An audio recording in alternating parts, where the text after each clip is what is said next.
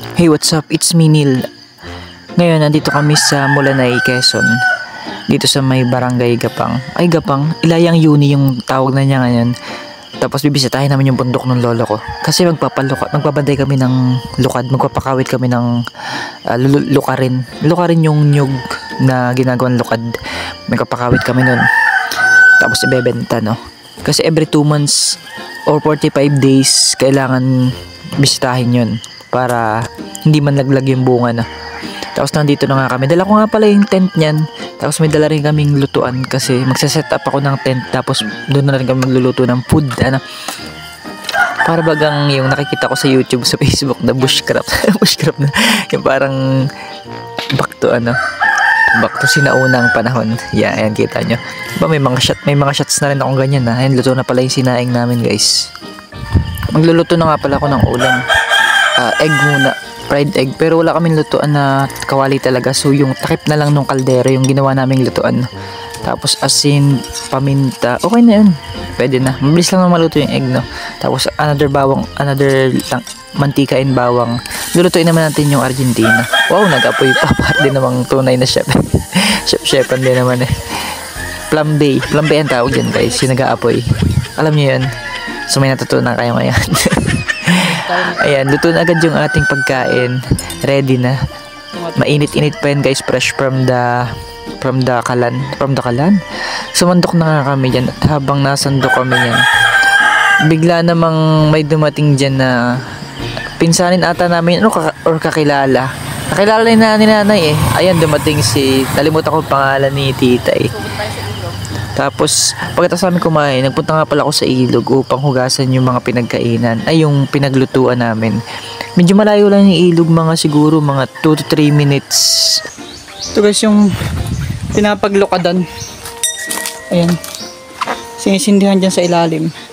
Nilalagay ng lukad sa ibabaw. Nagbalik na agad ako sa home base. Nakasalubong kay mga ngawit. Na kaming kumain. Saan tayo pupunta? Kay Willie Rebellion. Joke lang. Kay Kuya Willie. Kadaanan natin yun. Pinsanin namin si Kuya Willie. Sisilipin daw namin. Dito lang sa taas. Bandaron. Ng konti. Tapos na kaming kumain, guys. Bandang alas 12 na to. So tara. Let's go. At nandito na nga kami sa bahay ni Kuya Willie. Pagkarating ko, pinicturean ko agad yung mga gandang bulaklak dyan sa paligid niya, tsaka yung mga halaman. Ang ganda kasi parang fresh na fresh yung mga dating maaliwalas. Tapos pagkatapos niya, nag-request ako. Baka may kape sila. May kape akong dala pero ininit lang ba? Binibasic yan ni Kuya, tinan mo. Yung taas yan, guys, oh. Oh.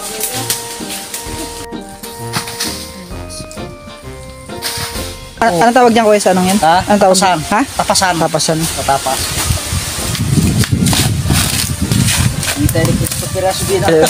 Si Boy Tapas ang pangalan niya. Mabasa si Boy Tapas. Tapos yung tatay nila ito, si tatay, tapos magkapatid silang dalawa. Siya yung taga Tapas. Tapos anak niya yung naka-orange. Anak nung nakaputi yung naka-orange, saka yung naka-green. Pamangkin nito, yung dalawang yun.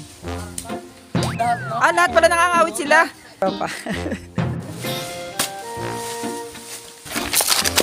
Yun na mais. Pag ganito ang makikita mong paligid mo, guys, marirelax ka talaga. Nakakita rin ako ng saging na malaki tsaka isang puso ng saging malaki yan. Kalabaw? Nakatingin daw yung baka, hindi alam kalabaw. Ay, wala stick yan. Ay guys, sambong oh.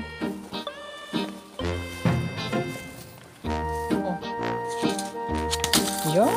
Guys, meron ako nakita. Gusto nyo, yung mga gusto dyan mahilig sa laing. Na ito. Mahilig sa laing, no? Kaso isang pirasong dahon, 1 linggo bago maubos. Nagbalik nga muna pala ako sa tent, tapos biglang naisipan ko manghingi ng buko. So nagpakawit tayo kay na kuya. Tapos binuksan ko na, guys. Kasi naubos na rin yung tubig ko dyan. Kaya ayun, nag-isip na lang ako na magpakawit ng buko or manghingi ng buko sa kanila. Bigyan nila tayo ng 2 peraso. Marami silang kinawit pero 2 lang kinuha kasi 2 lang naman okay na ako, solve na kami. Ang sarap naman pag nasa probinsya kang ganito. Anything na kakainin mo. Nagbaba muna ako sa linang saglit. Hello guys, napalatan tayo dito. Sa kuya, anong lugar to? Anong barangay? Anong barangay? Gapang. Napalatan tayo guys dito sa may Gapang. Ayan, buti na lang malapit sa vulcanizing. Pero magpapalit lang tayo ng interior kasi may baon tayong interior na. Ayun sa huli. Hello guys, so tapos na nga yung unang araw namin dito sa Mulanay. Tapos na yung pagpapakawit namin ng buko. So bukas ulit, maaga kami bukas. So please like, share, and subscribe. Bye bye.